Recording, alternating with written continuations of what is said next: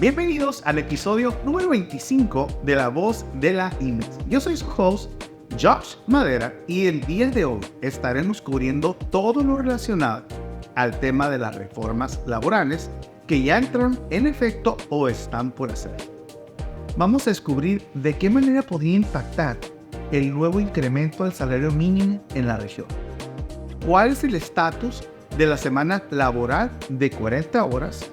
¿Cuáles son las condiciones que se agregan a la tabla de enfermedades de trabajo? Al igual que cómo está influyendo la reforma vacacional.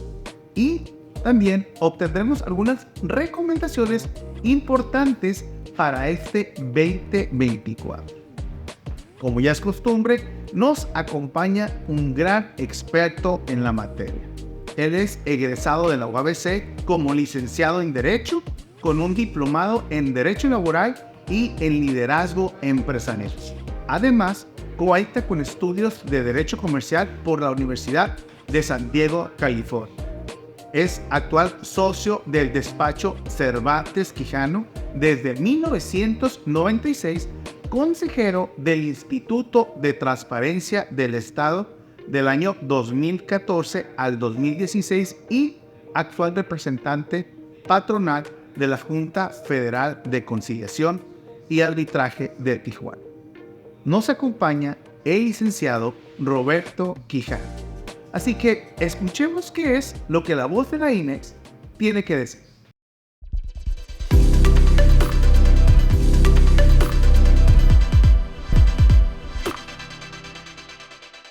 Arrancamos lo que es el episodio número 25 con este invitadazo que tenemos el día de hoy. Varios temas tenemos por cubrir este día, así que yo creo que es importante que demos inicio y no esperemos más. Roberto, bienvenido. Josh, buenos días. Gracias por la invitación. No, al contrario, gracias a ti por tomarte el tiempo de acompañarnos en lo que es el segundo episodio de este año. Pues muy bien. Gracias a ti y a IMEX por la oportunidad de abrir los micrófonos. Roberto, mira, algo que tal vez no teníamos ahí en el libreto de las preguntas, pero me gustaría hacer si nos puedes compartir un breve resumen de tu trayectoria como tijuanense y en el área profesional. Pues muchas gracias. Mira, soy tijuanense, nací aquí en Tijuana, casado, 3 hijos, 3 hombres, soy licenciado en Derecho de la Universidad Autónoma de Baja California, he estudiado en el extranjero, he estudiado aquí en México, tengo más de 40 años de experiencia en el área laboral, me gusta mucho la participación ciudadana, he sido regidor, fui presidente de Coparmex, fui presidente de la Asociación de Abogados y actualmente, pues bueno, independientemente de ser asesor de empresas, me gusta mucho participar en organizaciones, en camarales, como en este caso IMEX, ¿no? Soy miembro de IMEX y también pues me gusta mucho el involucrarme en el tema social. Soy presidente del Consejo Ciudadano de Seguridad Pública, que es un tema que lamentablemente en Tijuana, pues ahí está, ¿no? Yo creo que nos corresponde a los tijuanenses y a todos los ciudadanos participar en nuestra comunidad que es tan generosa con nosotros, ¿no? Tijuana, que es una ciudad que nos ha dado en abundancia, ¿no? Tijuana nos ha dado un extraordinario clima, una extraordinaria posición geográfica, oportunidades de negocio, etcétera, etcétera. Entonces, tenemos una obligación los tijuanenses de regresar lo que nos ha dado. Mira, como lo mencionaba Roberto, de verdad que hay mucha tela de dónde cortar, ¿no? Cuando me toca entrevistar a una persona como tú, con tanta experiencia, con tanto conocimiento y camino recorrido, híjole, a veces me cuesta, pero voy a hacer mi mejor esfuerzo por darle rumbo a esto. Va. Y me gustaría iniciar preguntándote esto. ¿Cuáles consideras, Roberto, que son los 3 elementos más importantes que una empresa actual debe de tener en el mundo de los negocios? Mira, deja hacerte una referencia, es una pregunta muy interesante porque no solamente tiene que ver con el negocio en el sentido económico, sino con el desarrollo de la persona, del ser humano, ¿no? Ninguna actividad económica, Josh, ninguna actividad económica legal, legítima, se justifica si no tiene al centro el desarrollo de la persona humana. Tu negocio busca el desarrollo sí de una actividad económica, pero el desarrollo del ser humano, ¿no? El empresario está obligado a dar bienes, servicios de calidad, respeto a la comunidad, respeto al medio ambiente, etcétera, etcétera. Y los tres elementos más importantes son el capital, se necesita una inversión, ya sea el negocio más modesto que puede ser una tienda de abarrotes, un negocio muy pequeño de 2 empleados, de 3 empleados, necesitas un capital inicial para que ese negocio eche a andar. El segundo elemento, igual de importante, es el desarrollo de las personas, ¿no? ¿Qué tipo de personal vas tú a contratar para que opere en ese negocio? Y el tercer elemento importante es la visión del empresario, la visión del propietario del negocio, es hacia dónde quiere ir en el tiempo. El 85% de los negocios en México y Tijuana no es la excepción, son micro o pequeñas empresas, es decir, empresas que tienen 20 empleados o menos, y eso los hace mucho más vulnerables. Entonces, creo que ahí el tema de la capacitación, no solamente para el empleador, sino también para el empleado, se vuelve vital, porque desafortunadamente existe un altísimo número de empresas que en un periodo muy corto, estás hablando de 6 meses, de 8 meses, dejan de funcionar porque no tuvieron esa preparación, esa capacidad. Entonces los tres elementos es capital, trabajo y una visión del propietario, del empresario, aunque sea un microempresario, para llevar a bien ese negocio. Excelente. Teniendo esto como una base, como un fundamento, ahora, ¿por qué no me compartes, Roberto, un poco sobre, te toca ver de todo tipo de empresas como consultor, y en las posiciones que estás igual, y llega mucha información? ¿Cuál consideras que es el panorama laboral en México actual, en este momento? Mira, el panorama laboral en México es un poquito complicado porque yo lo dividiré en dos partes, ¿no? La zona fronteriza, Baja California, Chihuahua, Sonora, donde las condiciones de trabajo son un poquito distintas, y el resto del país. Te voy a dar un dato nada más. La diferencia en el salario. Por primera vez en el país, la diferencia entre el salario del norte y el salario del resto del país son más de 140 pesos. Es un mundo de diferencia, número uno. Número dos, Baja California ocupa el segundo lugar nacional, después de Tamaulipas, con el número de empleos formales en su región. ¿Qué quiere decir esto? En Baja California deben de estar trabajando lo que se llama la población económicamente activa, 2 millones de personas. Somos 4 millones de baja californianos, de los cuales la mitad, más o menos, tiene entre 18 y 65 años. Es la población económicamente activa. Bueno, esos 2 millones de baja californianos, el 55% lo hace en la formalidad, y el 45% lo hace en la informalidad, gente que está vendiendo paletas en la calle, que está vendiendo artículos en los bulevares, el comercio informal en las calles, que los vemos que venden ropas, etcétera, etcétera. Bueno, si tú tomas ese dato y te vas al resto del país, te vas a Tlaxcala, te vas a Oaxaca, te vas a Chiapas, George, el 85% de los trabajos son informales. Tremendo. Solamente el 15% es formal. Y esos mismos mexicanos se enferman, necesitan una casa, necesitan un hospital, necesitan seguridad, necesitan alumbrado público, necesitan servicios públicos. Entonces, ¿quién está aportando a esos servicios públicos, no? Entonces, la realidad de la frontera es una realidad muy distinta, porque particularmente en Tijuana, porque nuestro punto de referencia son los Estados Unidos, particularmente en Tijuana, donde nuestra referencia, lo que comemos, nuestra ropa, nuestra gasolina, nuestros carros, los servicios públicos, pues estamos literalmente a pasos de un primer mundo, ¿no? Entonces, esa es nuestra referencia. Entonces, en el mundo de los negocios, los que somos fronterizos, esperamos que los bienes y los servicios que nos ofrece el empresariado mexicano en esta zona sea igual de San Diego. Entonces, es un reto muy, muy fuerte el que tiene el empresariado en Baja California y en Tijuana en particular. Sin duda la vara está muy, muy alta. Muy alta, muy, muy alta. Pero creo que es bueno, ¿no? Siempre buscar compararse con quienes están haciendo las cosas bien. Sí, mira, y Tijuana ha sido tradicionalmente, los que nacimos aquí en Tijuana, yo recuerdo de niño, los precios eran en dólares, todo era en dólares, de alguna manera siguen muchos servicios cotizándose en dólares, ¿no? Las rentas, por ejemplo, ¿no? Sí. Pero bueno, nuestra referencia siempre ha sido Estados Unidos, ¿no? Y pues bueno, para nosotros no hace una gran diferencia, no debería hacer una gran diferencia, y con una experiencia muy grande que ya ha habido en Baja California de empresas que desde los 60s, de los 70s, llegaron a Tijuana de Europa, de Asia, no se diga Estados Unidos y Canadá, establecer sus empresas, particularmente en la industria maquiladora, donde el producto que ellos hacen en Tijuana, ¿sí? Eh, tiene que ser de calidad mundial, ¿verdad? ¿Por qué? Porque así lo hacen. Deja platicarte una anécdota. Hace muchos años yo fui a visitar un cliente y había un póster muy padre del primer robot que llegó a Marte, ¿sí? Y yo estaba sentando, le pregunto al empresario de la maquila, le dije, qué padre está tu póster, ustedes hacen ese producto. Y él me contesta, más del 50% de los componentes de ese robot que llegó a Marte se hacen en Tijuana. Qué Qué interesante. orgullo, ¿no? Claro. Y además de primera calidad, estamos de acuerdo que si vas a mandar algo a Marte, pues no puede fallar. No. Tiene que ser de primera calidad. Me llamó la atención porque dije, bueno, esa es la calidad. Tijuana es la capital de las televisiones. O sea, Sí. por mucho. Tijuana, junto con otras ciudades, son las que más hacen productos médicos.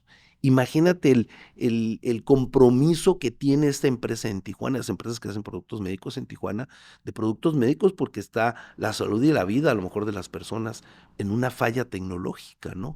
Mexicali es una de las empresas que hacen más aviones en el mundo. Tenemos que hablarlo de eso y de la calidad de nuestros trabajadores. Me llamó la atención ver la semana pasada anunciando un camión eléctrico que se construyó en Mexicali, ¿no? Sí. Y haciendo la invitación a Elon Musk a que voltee a ver para acá. Así es. Qué interesante todo esto que nos compartes, Roberto. Ahora, entendiendo esto, ¿cuál consideras tú que es el Estado, pero ya en cuanto hablamos en lo que tiene que ver con las condiciones de las empresas? Mira, el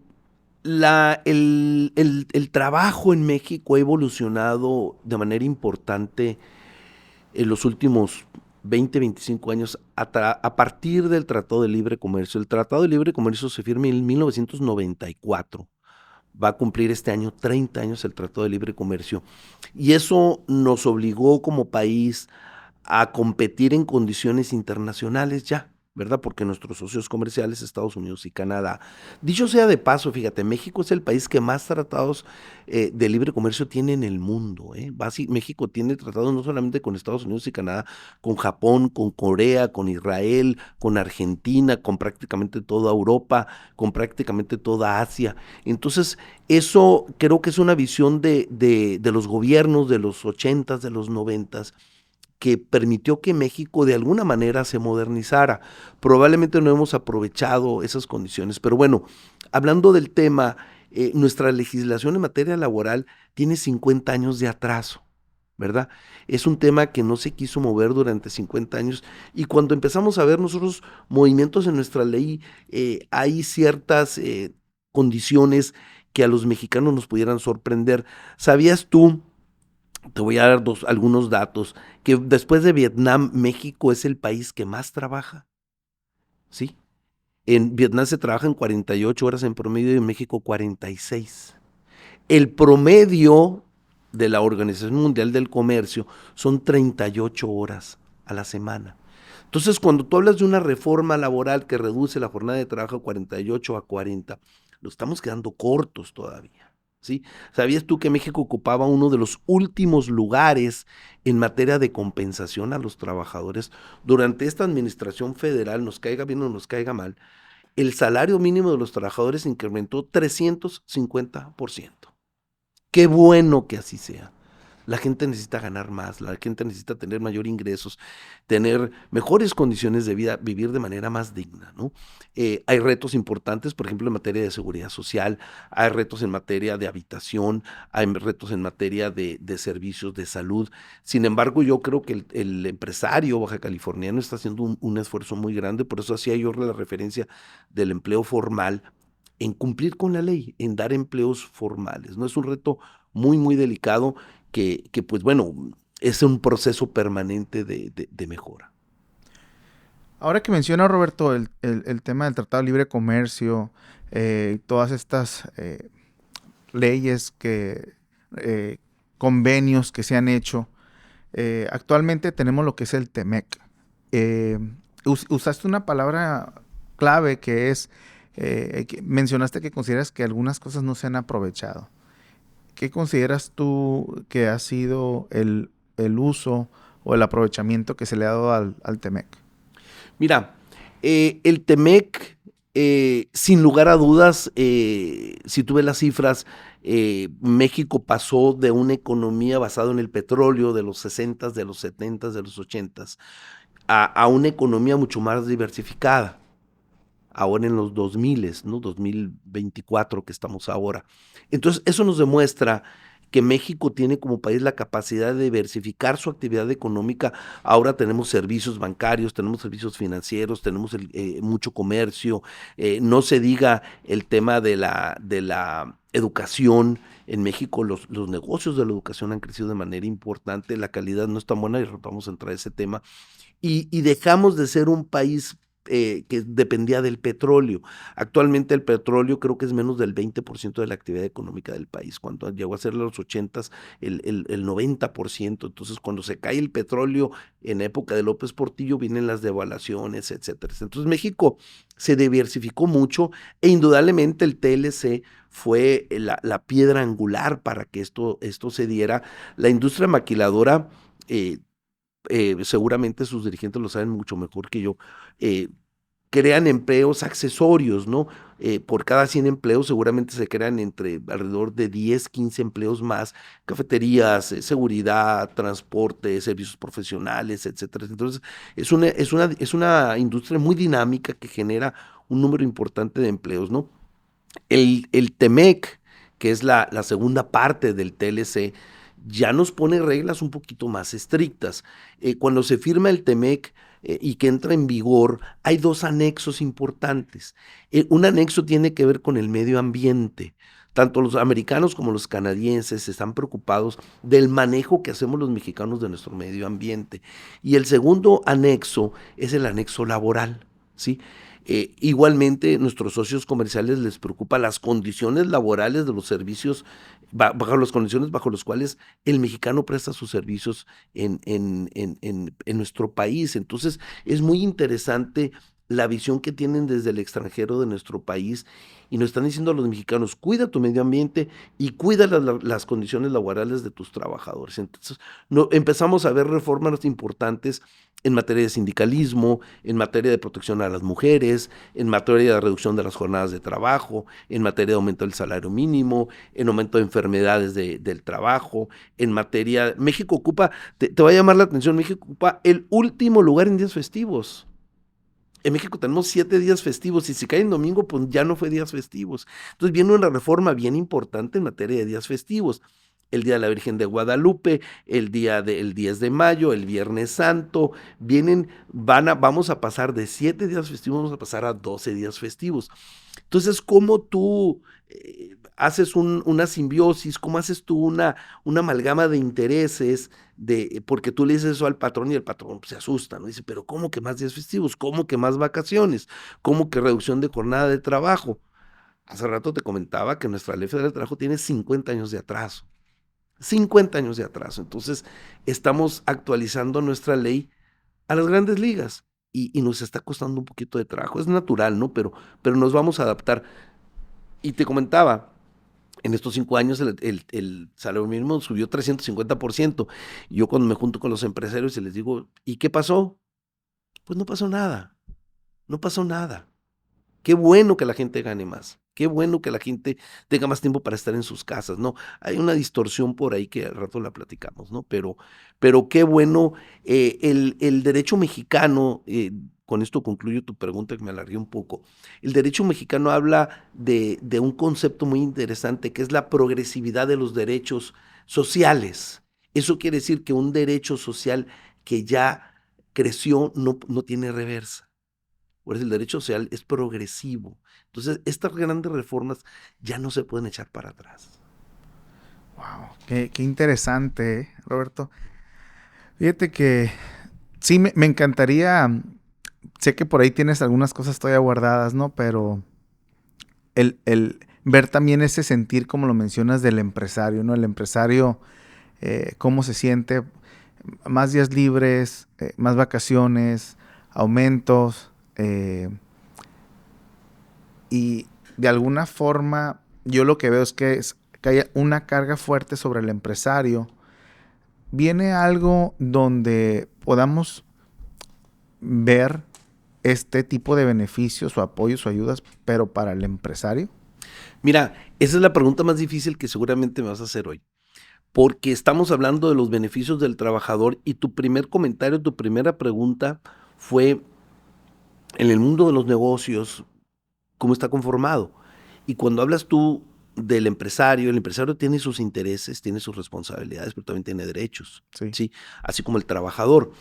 El reto de México es la enorme carga fiscal, ¿verdad? México es uno de los países donde las cargas fiscales son más altas y con el menor número de servicios, ¿sí? Si tú dices, oye, yo pago seguro social, pago Infonavit, pago impuesto sobre la renta, pago impuesto sobre la nómina, ¿qué me está dando el gobierno a cambio de esto? Tengo mejores hospitales, tengo mejores calles, tengo mejores servicios públicos, ¿sí? Ese es el cuestionamiento, ¿no? El de hace 2 años para acá, hace 3 años para acá, el impuesto sobre la nómina en Baja California se incrementó 40%. Vivimos mejor, hay más seguridad, hay mejor infraestructura, nuestras calles están mejor, se mejoró las vialidades. Entonces, el empresario también tiene derecho a cuestionar eso, ¿no? Decir, claro que le entro, no hay problema, ¿no? Pero ¿a cambio de qué? ¿De qué beneficios están recibiendo mis trabajadores? ¿O qué beneficios estoy recibiendo yo, no? Entonces, es una pregunta sumamente difícil y que tiene que ver con una visión de Estado, ¿eh? Tiene que ver con una visión del estadista. Yo creo que uno de los problemas, me estoy desviando, pero ahorita regreso a la No, pregunta. adelante. Yo creo que uno de los retos más importantes que tienen nuestros gobernantes y que tenemos nosotros en el momento de elegirlos es cuál es el estadista que va a dirigir Tijuana, cuál es el estadista que va a dirigir a Baja California y cómo veo yo a mi Tijuana en 20 años, ¿no? Ese es el gran reto. El empresariado está haciendo su chamba al crear empresas que crean empleos formales, contribuyen al gasto público, hacen inversiones importantes, pero el Estado tiene que también poner su parte, ¿no? Y creo que ahí tiene que ver con la dignidad de las personas. A mí me encantaría que los empleados de la maquila lleguen a sus trabajos en 15 minutos, en media hora, no en 1 hora. Me encantaría que las trabajadoras de la maquila no las acosaran, ¿verdad? Me encantaría que las garitas fueran accesibles, que hubiera puertos, aeropuertos, etcétera. Eso, desafortunadamente, estamos muy lejos todavía de eso. Ahora que mencionas, bueno, hay varios puntos que has mencionado muy importantes, Roberto, pero me gustaría que en algunos de ellos necesitamos profundizar un poquito más. Para este 2024, ¿qué es lo que viene en materia laboral? Mira, para este 2024, bueno, primero amanecimos con un incremento del 20% del salario mínimo, lo cual es un golpe importante para las empresas, habrá que decirlo como es. Segundo tema tiene que ver con la reducción de la jornada de trabajo que va a pasar. Es una reforma que ya viene. Puede ser en marzo, en abril, en mayo. Yo pienso que va a ser para el 1 de mayo, cuando viene esta reforma, y que eso va a reducir el número de horas disponibles en más de un 20%. El tercer elemento importante que viene es ciertos beneficios a los trabajadores. Yo ya te mencionaba el tema de aumentar los días festivos. Viene un tema importante que es la obligación de las empresas de contratar personal vulnerable o de más de 65 años. El 5% de la fuerza laboral tiene que ser esos grupos. Vienen permisos de maternidad. Actualmente la lactancia son 2 meses, viene a 6 meses los periodos de lactancia, perdón, a 2 años, perdón. El permiso de paternidad se va a pasar de 5 días a 2 meses. Viene una serie de reformas sumamente interesantes e importantes que indudablemente van a tener un gran impacto a las empresas y pues bueno, yo lo que estoy recomendando a la mayoría de las empresas, sobre todo en el tema de la jornada de trabajo de 48 a 40, pues que se vayan preparando, que vayan revisando sus procesos, que vayan revisando la manera en que están organizados para ir visualizando. Es más, hay algunas empresas que ya están trabajando jornadas de 40 horas y eso les ha permitido dos cosas: retener personal y captar personal, que es el gran reto, ¿no? Y desafortunadamente estamos viviendo, Josh, un tema bien delicado y es la ausencia de personal, ¿no? Sí. Entonces, si no tienes personal y el poco personal que tú tienes va a trabajar menos horas, cuidado, ¿eh? Por eso te hablaba hace rato de que las reformas sí son buenas, pero tenemos que verlas con mucho cuidado por el gran impacto que van a tener en las empresas. Y si le agregas que ahora van a tener más vacaciones, es un tema que tenemos que profesionalizar mucho el servicio, ¿no? Entonces, En ese punto, Roberto, yo creo que incluso ahí también estamos tal vez siguiendo lo que está pasando en Estados Unidos. Hace unos cuantos meses, recuerdo, fui a comer a un restaurante en San Diego que me gusta bastante, muy popular. Llegamos, la espera fue casi de 1 hora. Cuando entro, veo que hay un 30%, 35% del restaurante desocupado, sí. libre. Oye, hablo con la persona ahí encargada. ¿Qué está pasando? ¿Por qué tuve que esperar 1 hora si veo muchos lugares? No hay quien atienda. Así es. No hay quien dé el servicio, no hay quien dé la atención. No tenemos suficientes empleados para poder cubrir todo. ¡Wow! Dije, ¿cómo puede estar pasando esto? Entonces, creo que también en esa parte, ese es un reto. Sabemos que la inflación ha afectado muy duro toda la fuerza laboral en Estados Unidos. Están pasando por retos tremendos también en todo lo que tiene que ver con sus trabajadores, las empresas. Sí. Y vamos a ver ahora qué es lo que va a pasar acá, ¿no? Es exactamente lo mismo, exactamente lo mismo. Y no solamente es un reto de la industria de exportación, sino es un reto de todos los negocios en general. Así es. Con la misma experiencia, el otro día pasé por un hotel, decía, solicitamos recamareras, lavaplatos, recepcionistas. Dije, pues no tienen empleados o qué esto, ¿no? O sea, de todos los departamentos necesitan gente, ¿no? Sí. Entonces, es un reto no solamente para la industria, es un reto para la actividad económica en general, ¿no? Que tenemos que irlo poniendo sobre la mesa y qué vamos a hacer entre todos, ¿no? No, yo siempre les digo a mis clientes y a los abogados que prestan, en esta gran película que se llama México, debemos ser actores, ¿eh? No tenemos que ser espectadores. Así es. ¿Verdad? No estamos aquí para sentarnos a ver qué es lo que pasa, sino tenemos que ser directores algunos y actores importantes en este drama que se llama México. O Estados Unidos, no hablo de mi país exclusivamente. Sí, yo creo que el mundo cada vez se hace más pequeño. Cada vez se hace más pequeño. Que son oportunidades también al mismo tiempo, ¿no? Claro. Mira, aquí hay un tema bien interesante que tiene que ver con el tema de la tecnología, ¿no? Y el desarrollo de la tecnología y del conocimiento, ¿no? ¿Cómo estamos preparados como sociedad para afrontar y enfrentar este nuevo desafío, ¿no? Un niño que acaba de nacer en el 2050, cuando tenga dentro de 26 años, imagínate el acceso de la tecnología que va a tener, que tú lo sabes mejor que yo, cómo avanza.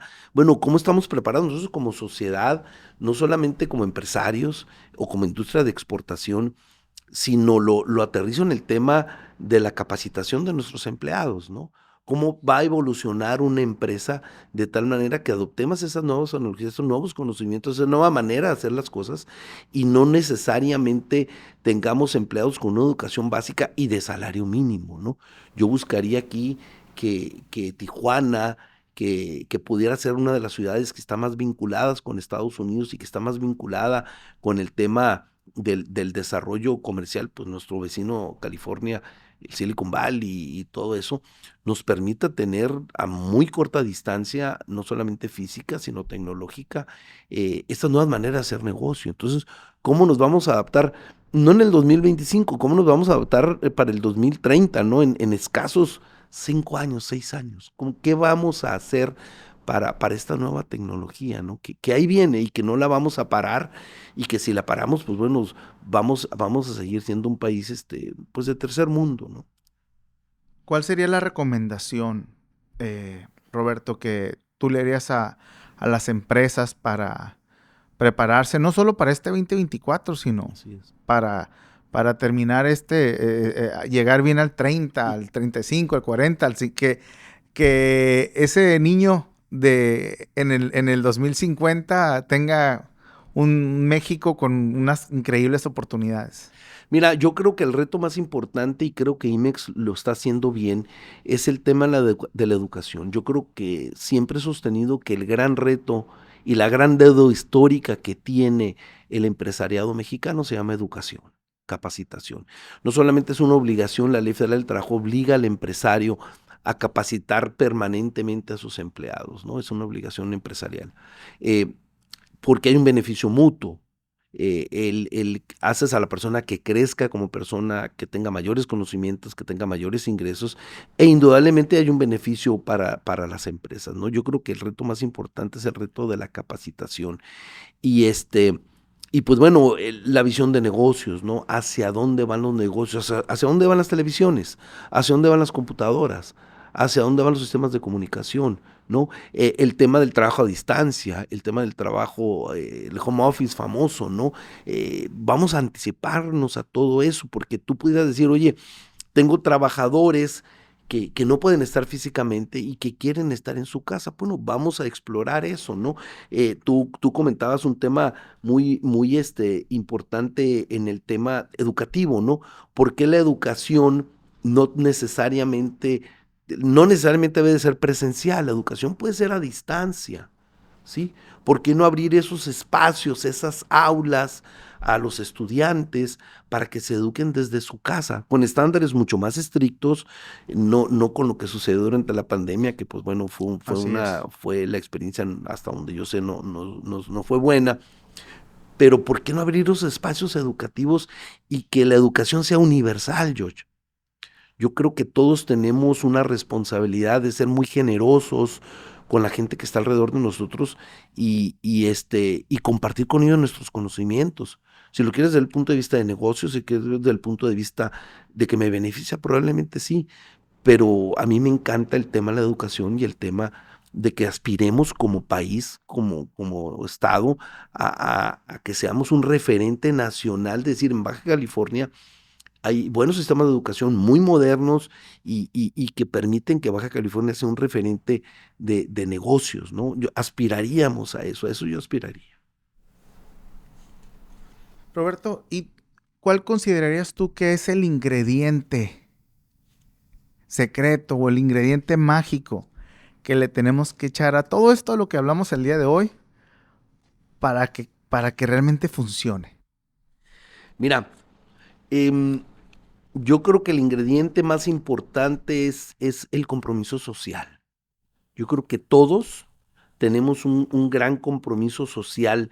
Debemos de tener quienes tuvimos la fortuna de ir a una universidad, que tenemos la fortuna de poder participar en nuestra comunidad, que tenemos la fortuna de ser empresarios, de generar empleos, de generar, como en tu caso, formas más profesionales de comunicación. Tenemos un reto mucho más grande, ¿no? Eh, Porque hay gente que ahorita, con estos fríos, no tiene con qué cubrirse. Esa es una realidad. Y Así en es. México voy a tocar un tema que a lo mejor no es el más apropiado, pero es un tema político. Cuando tú oyes un eslogan de campaña que dice primero los pobres, en un país de 80% pobres, pues claro que pega ese discurso, porque es un discurso dirigido a un cierto sector, ¿verdad? ¿Cómo le hacemos para salir de esa condición, ¿no? Juan Pablo II lo entrevistan y le preguntan en un país africano que qué pensaba de la corrupción. Y Juan Pablo II decía que trabajar en la corrupción es válido si es la única condición en la cual te desarrollas. Sin embargo, tienes que hacer todo lo necesario para cambiar esa condición.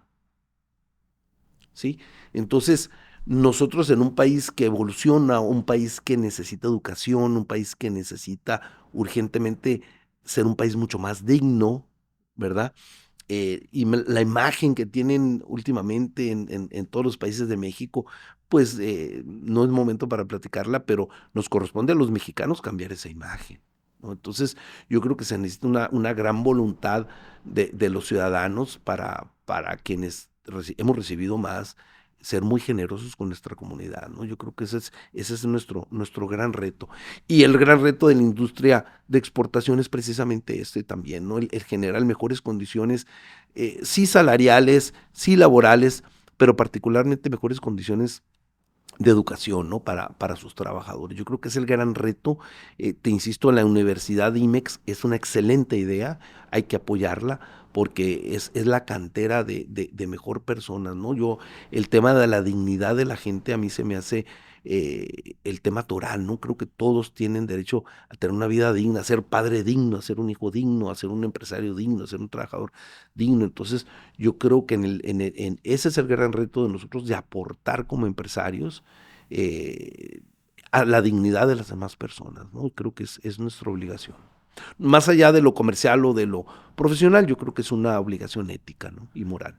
Es muy importante cuando trabajamos a raíz de los valores como fundamento, como cimiento del trabajo que estamos haciendo. Así que me encanta esa forma de ver y embonar todo a través de la dignidad.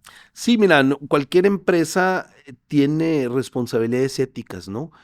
Yo puedo hacer el mejor producto, pero no tengo buenas condiciones para mis empleados. Puedo hacer el mejor producto y ganar mucho dinero, pero mis empleados no tienen las mejores condiciones. Entonces no, o puedo hacer el mejor producto, ganar dinero y mis empleados tener muy buenas condiciones, pero con un perjuicio al medio ambiente. Así. O sea, son temas que van vinculados y esa es la ética del empresario, eso es en lo que tenemos que trabajar, ¿no? Entonces, no podemos nosotros solamente ver una parte de la película o una parte de estos retos si el empresario mismo no se prepara y tenga esa visión a futuro, ¿no? Ahorita que mencionas eso y creo que con esto vamos a cerrar el episodio de hoy, con la idea de que nos puedas acompañar de nuevo. Con mucho gusto. Mencionas de ver todas las partes. Y hoy cubrimos varios puntos importantes. Pero dentro de la experiencia que tú tienes y conocimientos está la parte de la seguridad, que es una parte que nos pega muy duro aquí en Tijuana, en Baja California y en todo México. Y creo que ese es un tema que no podemos tal vez minimizar o resumir en 1 minuto o 2 minutos, sino que requiere cubrirse y hablarse de una forma más amplia. Entonces, eso creo que va a ser el reto siguiente de lo que vamos a cubrir, siempre con la idea y con la intención de cómo esta información puede a lo mejor ayudar a alguien, despertar alguna idea, alguna iniciativa, la motivación en alguna persona para tomar acción, así como tú lo has venido haciendo ya por mucho tiempo, Roberto. No, claro que sí, con mucho gusto. El tema de la seguridad en Baja California, en Tijuana en particular, es un tema sumamente delicado y que desafortunadamente se ha de alguna manera contenido, habrá que decirlo como es. Y te voy a dar un dato. ¿Sabes tú que los homicidios en Baja California se redujeron un 11%? No tenía ese dato. ¿Cuál es la percepción? La percepción es totalmente distinta, ¿sí? El delito número 1 es la violencia familiar. No sabemos, y en el 99% de los casos las víctimas son mujeres y niños de la violencia familiar. Entonces, no sabemos, y es el delito número 1 en Baja California. Y es un delito que ha crecido más de un 40% en los últimos años. Entonces, a mí me llama la atención, me preocupa mucho qué están viviendo nuestras compañeras de trabajo en sus casas, ¿no? Somos corresponsables, nosotros no somos corresponsables, lo que sí somos corresponsables es de educar a nuestro personal, a nuestra gente, y que tú en tu negocio, yo en mi negocio, cualquier empresa diga, Aquí no se permite el acoso, no se permite el consumo de drogas, no se permite la discriminación, no se permite la violencia, y capacitar a nuestro personal en esos temas. Yo creo que ahí el empresario sí puede aportar algo para tener mejor sociedad. Así Porque es. si no, pues ¿qué sociedad vamos a tener en los siguientes 4 años, 5 años, 10 años? ¿No? Va a ser un deterioro no solamente de las personas, de las instituciones, ¿no? Yo creo en la fortaleza de las instituciones. A mí me gustaría tener una universidad muy fuerte, partidos políticos fuertes, poder judicial fuerte, gobiernos fuertes, aspirar a la fortaleza de las instituciones, ¿no? Y lo que veo yo es una debilidad de nuestras instituciones, ¿no? Afortunadamente la industria en Baja California y en Tijuana y el comercio, la actividad económica es una de las grandes fortalezas que tiene Baja California, ¿no? Entonces vamos a trabajar con esas fortalezas que allí están, ¿no? Cuando hablamos del nearshoring, cuando hablamos del TLC, del TEMEC, qué bueno, esas son oportunidades que nos está dando el ambiente económico para crear mejores empleos, para crear mejores productos, mejores servicios, ¿no? Pero también hay otras actividades que tenemos que mejorarlas, ¿no? Y yo creo que ese es el gran reto del empresariado, ¿no? Así es. Okay. Muchísimas gracias, Roberto, Mucho gusto. por toda esta información que nos compartes el día de hoy. La verdad que me voy siempre me llevo conocimientos nuevos. Creo que en cada episodio tengo la oportunidad de crecer, de avanzar, de irme superando yo mismo igual con invitados de este calibre. Te agradezco mucho. Al contrario, gracias a ti, a tu equipo de trabajo, a IMEX por la oportunidad y a sus órdenes. Roberto, entonces no nos despedimos, seguimos aquí para lo que es la parte 2. Y a todos los que nos están escuchando o mirando en YouTube o escuchando en Spotify, muchas gracias por estar conectados y al pendiente de este episodio número 25. Vamos a hacer un breve corte y vamos a empezar a trabajar y preparar lo que será el episodio número 26, donde entraremos más profundo en el tema de reformas y algunas otras cositas por ahí.